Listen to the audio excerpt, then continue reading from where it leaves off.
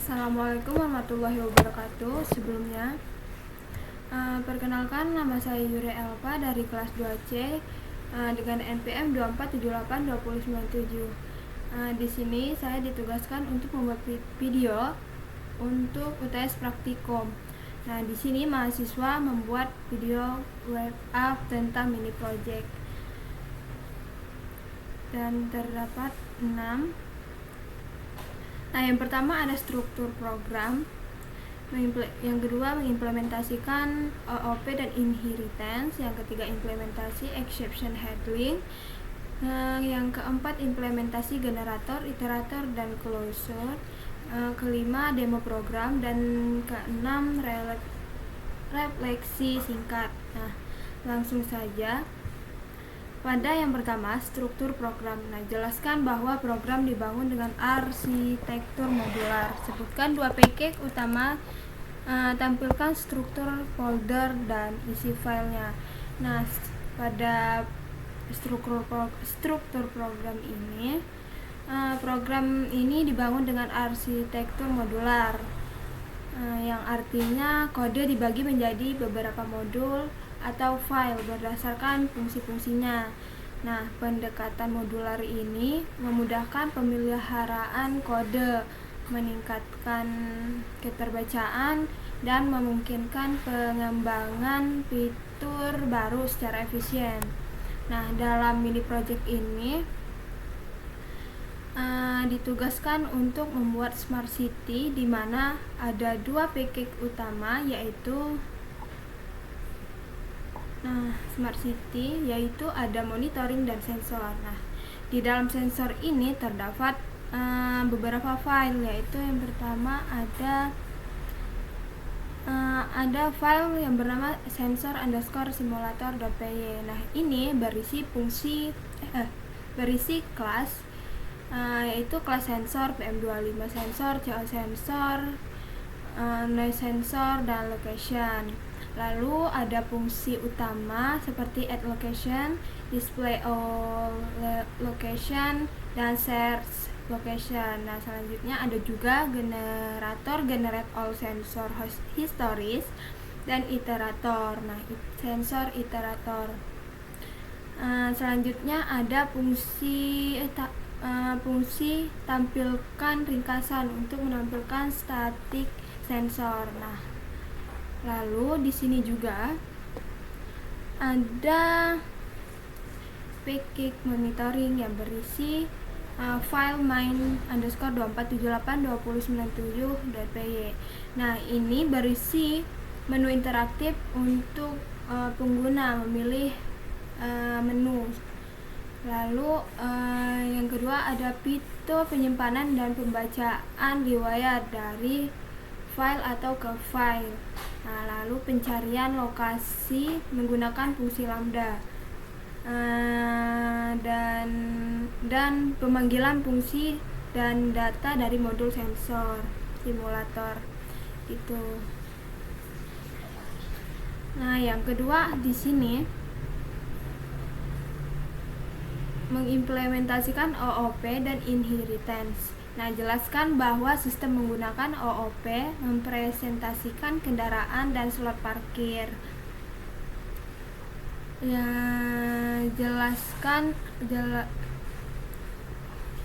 Nah, OOP itu adalah untuk memodelkan entitas dalam sistem monitoring kualitas udara. Nah, sedangkan inheritance itu seperti pewarisan, diterapkan untuk memperluas perilaku kelas sensor ke dalam beberapa subkelas. Lalu jelaskan juga atribut serta metode yang ada pada setiap kelas. Tampilkan kode kelas beserta inheritance-nya, serta contoh instansiasi objek dan pemanggilan metode.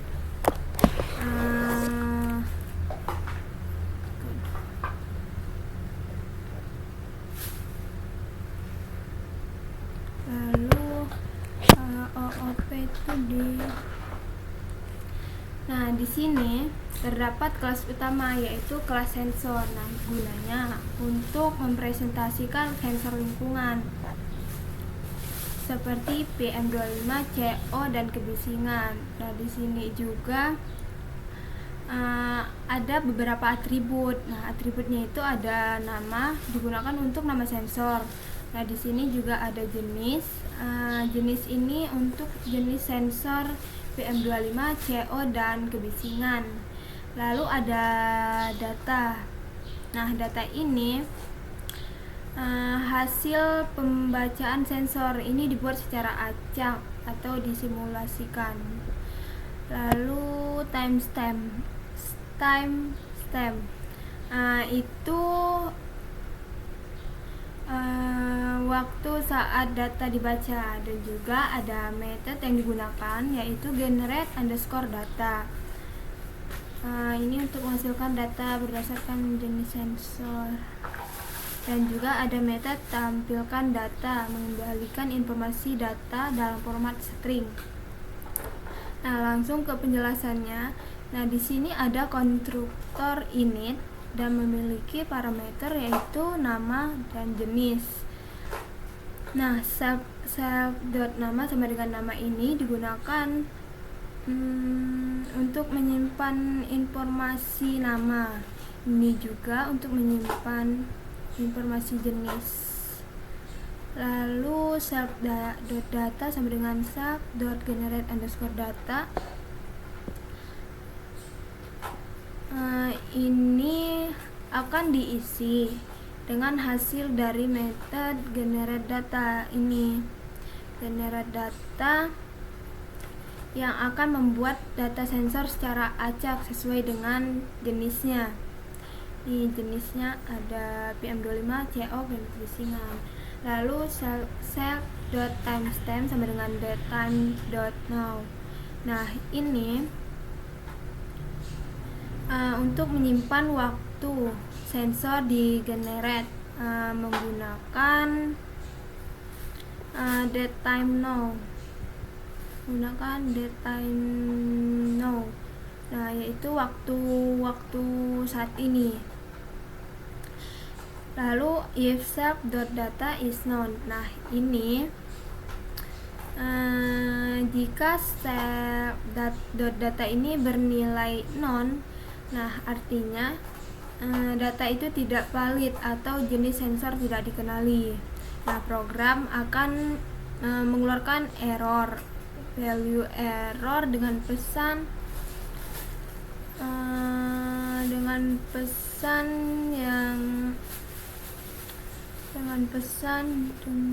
data sensor tidak valid untuk jenis. Lalu di sini ada method generate data. Nah, ini untuk menghasilkan data sensor berdasarkan jenis sensor. Nah, ini if self.jenis sama dengan PM2,5 ini return wrong jika jenis sensor PM2,5 ini datanya diacak dari 10 sampai 20, maka dibulatkan satu angka di belakang koma. Lalu di CO data ini akan diacak antara 0,15 sampai 0,25. Nah, dibulatkan 3 angka di belakang koma. Lalu kebisingan. Nah, kebisingan ini datanya diacak antara 74 sampai 89, maka dia angka 1 di belakang koma dibulatkan. Lalu def tampilkan data. Nah, ini untuk mengembalikan informasi data dalam format string.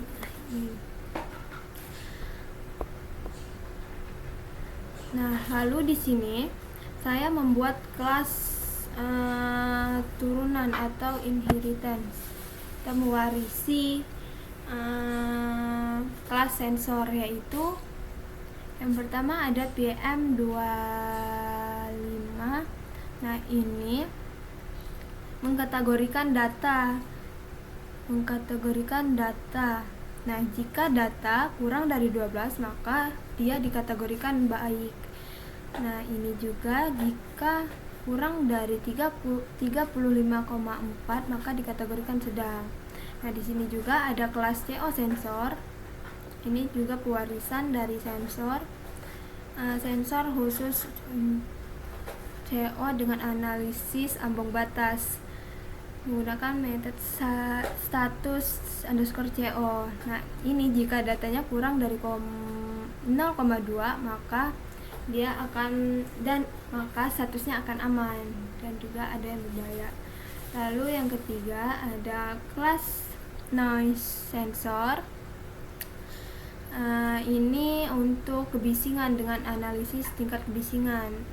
Nah, ini menggunakan metode tingkat underscore kebisingan. Nah, jika datanya kurang dari 75 maka tingkat kebisingannya rendah. Jika kurang dari 85 maka kebisingannya normal. Lalu contoh penggunaan instantansi. Nah, di sini. Nah, ini contoh penggunaan instantansinya.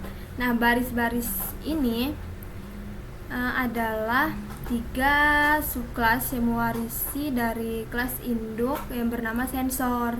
Nah, masing-masing subkelas ini mempresentasikan jenis sensor yang berbeda. Nah, lalu tempat pemanggilan metodenya ada di sini, menampilkan info. Nah, bagian ini. Nah, dia akan mencetak pemanggilan metode yang digunakan. Begitu.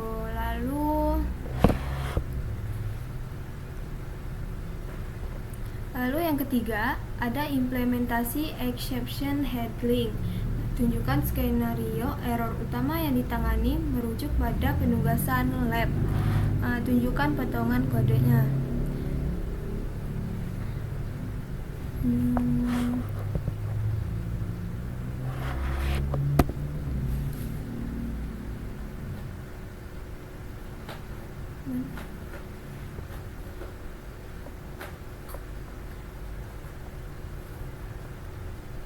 Nah, tujuan dari exception handling ini juga untuk menangani input atau data yang tidak valid, lalu mencegah program berhenti mendadak dan memberikan informasi yang jelas kepada pengguna. Nah, pada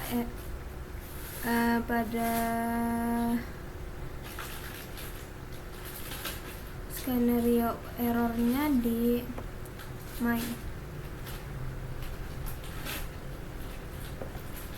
pada menu.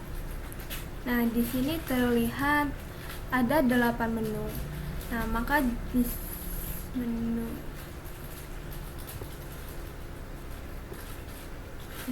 lalu di sini ada else response value error, pilihan menu tidak valid.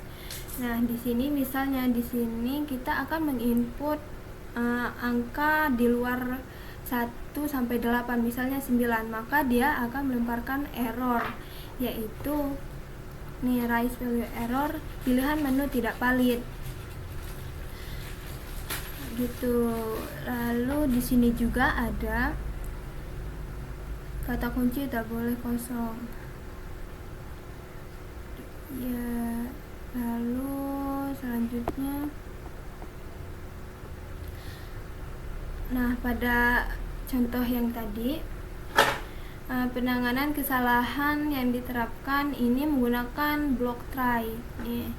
Nah, block try ini untuk menangani input yang tidak valid. Nah, ketika penggunanya memilih menu yang tidak ada, maka program akan menangkap kesalahan tersebut. Nah, yang ini tadi, pilihan menu tidak valid. Selanjutnya ada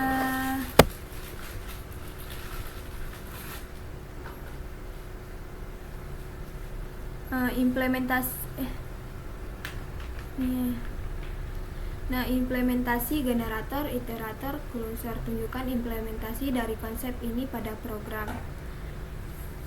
Nah, ini terdapat di sensor simulator. Nah, generator itu adalah fungsi yang mengembalikan nilai secara bertahap menggunakan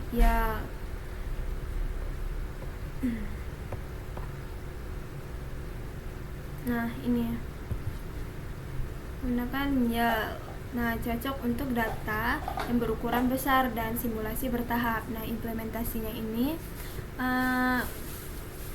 yaitu depth generate _all _sensor _histories. Nah, ini digunakan menggeneratorkan menghasilkan data semua sensor dalam rentang waktu 1 jam terakhir setiap 180 detik. Nah, di sini terlihat ada n_time sama dengan datetime.now. Nah, ini untuk menyimpan waktu saat ini, waktu akhir simulasi. Lalu start time ini untuk menentukan waktu mulai simulasi, yaitu 1 jam sebelum waktu sekarang. Nah, lalu current_time sama dengan start_time. Nah, ini untuk mengidealisasikan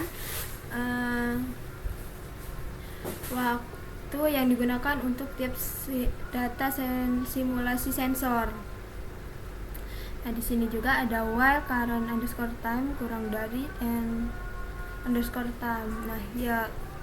Nah, yield ini digunakan untuk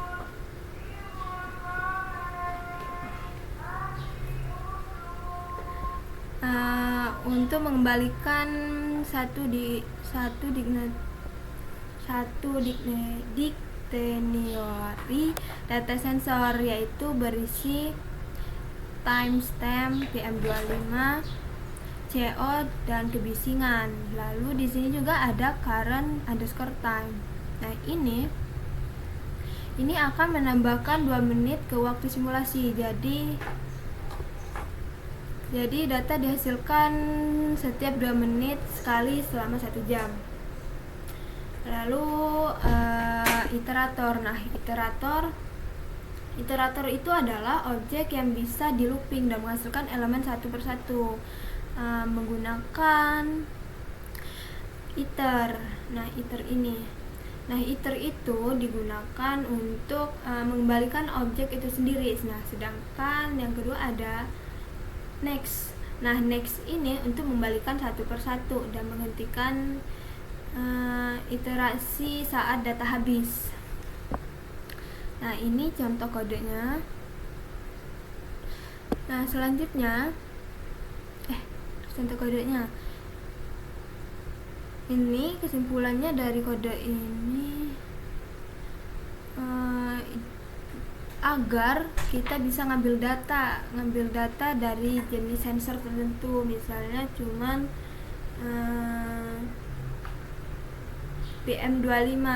Nah, dari sekumpulan data riwayat. Jadi nanti pas kita pakai perulangan kayak for, nah data itu bakal dikasih satu persatu. Nah, intinya itu kayak alat buat menyaring dan ngasih satu-satu data sensor yang kita minta. Lalu di sini ada closure. Nah, di sini terdapat demand kalau salah. Nah, ini. Nah, closure itu adalah fungsi dalam fungsi yang mengakses variabel luar dan tetap mengingatnya meskipun fungsi di luarnya selesai dipanggil. Nah,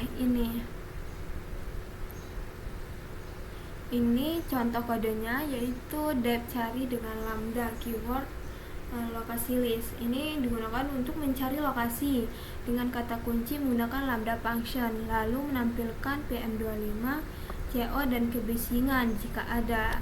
Nah, ini fungsi filter, di dalamnya ada fungsi lambda.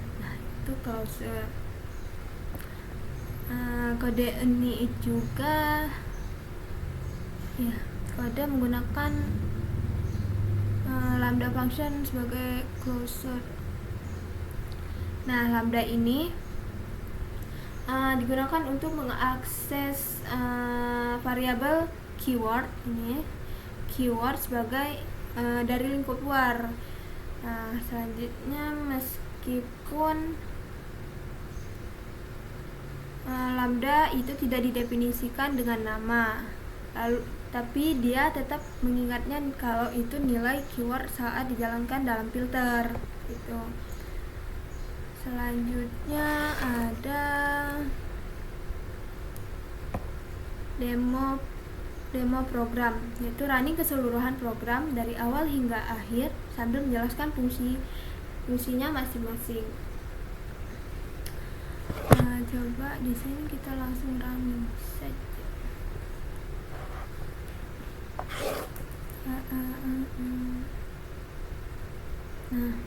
Nah, di sini terlihat ada monitoring data lingkungan kota dan ada beberapa menu, dan terlihat di sini ada 8 menu. Nah, yang pertama ini yaitu tambah lokasi. Di sini pengguna diminta untuk menambahkan lokasi, yaitu menginput lokasi secara random. Dan misalnya di sini saya menginput Liwa, lalu kecamatannya Balik Bukit. Nah, di sini juga sudah terlihat bahwa lokasi sudah ditambahkan. Nah, lalu yang kedua, di sini ada lihat status kualitas udara. Nah, di sini kode akan membaca data sensor terbaru dari objek lokasi dan menentukan kualitas udaranya berdasarkan kategori yang sudah di setting di sensor tadi di sensor. Langsung saja. Nah, di sini status kualitas udara tiap lokasi secara random. Nah, pada waktu tahun 2025 bulan 5 tanggal 20 pada jam 11.00:49 detik. Dan di sini juga ada PM25 dengan 11,6 kategori baik, lalu CO dengan 2,249 dengan status berbahaya, lalu noise dengan 79,9 itu tingkat kebisingannya normal. Lalu yang ketiga ada cari lokasi. Nah, cari lokasi ini untuk melakukan pencarian data lokasi yang sudah tersimpan. Nah, jika lokasi sudah ditemukan, data sensor dan status kualitas udara tadi akan muncul, akan ditampilkan. Nah, misalnya kata kuncinya di sini kan Liwa. Nah, di sini dia akan mengeluarkan status kualitas udaranya seperti ini tadi. Lalu yang keempat yaitu lihat riwayat sensor. Nah, ini menggunakan generator untuk mensimulasikan data sensor secara berkala. Nah, di sini sudah terlihat itu riwayat data sensor simulasi, yaitu 2 menit selama 1 jam.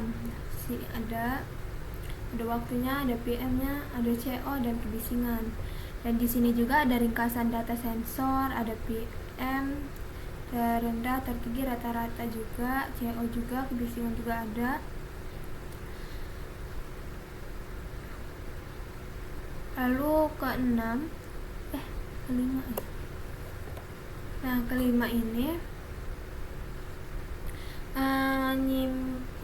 menyimpan riwayat sensor ke file. Nah, ini data dari hasil simulasi tadi atau input yang akan ditulis ke file format. Nah, ini akan mudah dibaca. Nah, di sini coba. Nah, data berhasil disimpan di riwayat sensor. Nah, di sini saya menggunakan tipe file yaitu file JSON. Nah, di sini dia akan membuat file baru. Nah, di sini dia akan tuliskan di sini tuh. Dan ada lalu itu udah simpan. Lalu yang keenam. Nah, keenam ini adalah baca riwayat sensor dari file. Nah, baca ini program akan membaca file yang sebelumnya yang sudah disimpan di sini tadi dan menampilkan data riwayat sensornya.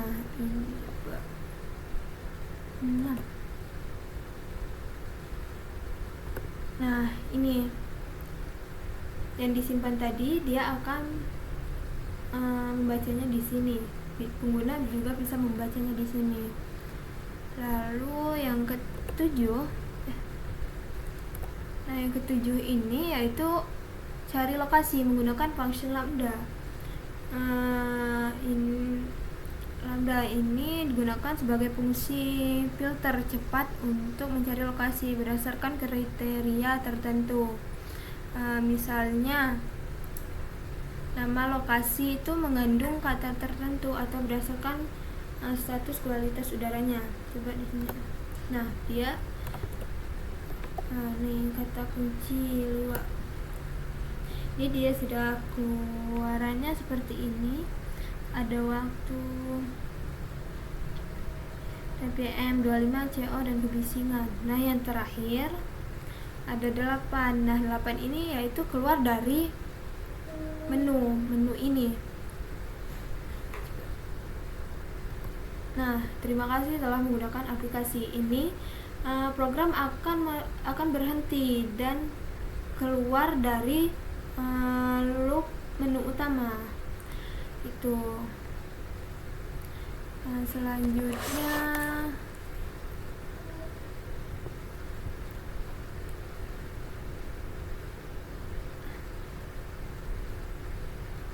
Selanjutnya refleksi singkat, hal yang paling menantang pelajaran yang didapat dalam pengerjaan mini project. Menurut saya selama pengerjaan mini project ini yang berasa tantangannya itu ketika mengerjakan laporan praktikumnya, karena kadang laporan praktikumnya diberi waktu cuman semalam, jadi bikin kodenya kadang terjadi error dan kodenya tuh nggak bisa. Lalu yang paling kerasa susah itu waktu nyoba ngerti dan pakai semua materi Python yang telah dijelaskan dan dipelajarin. Itu menurut saya agak susah dan sulit dimengerti gitu. Dan juga ada beberapa dan juga ada sih dikit yang mulai paham gitu pada konsep Python ini. Ya gitu. Nah, lalu mungkin itu sih tantangannya. Sering terjadi error dan kadang-kadang juga sering kurang paham gitu Bu pada konsep-konsep yang dijelaskan. Itu juga sih sebenarnya salah saya sendiri, mungkin saya tidak fokus saat ibu menjelaskan dan juga tidak membaca ulang atau literasi atau membaca ulang ketika sudah di kos gitu Bu. Mungkin itu. Lalu pelajaran yang didapat selama pengerjaan mini project ini yaitu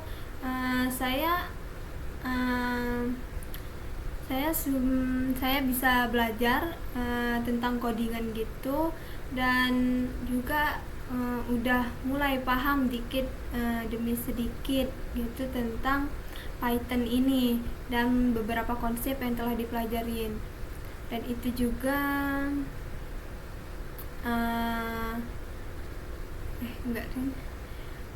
ya mungkin itu saja sih Bu. Mungkin cukup untuk video kali ini. Mohon maaf bila ada kata yang kurang jelas atau kurang baik.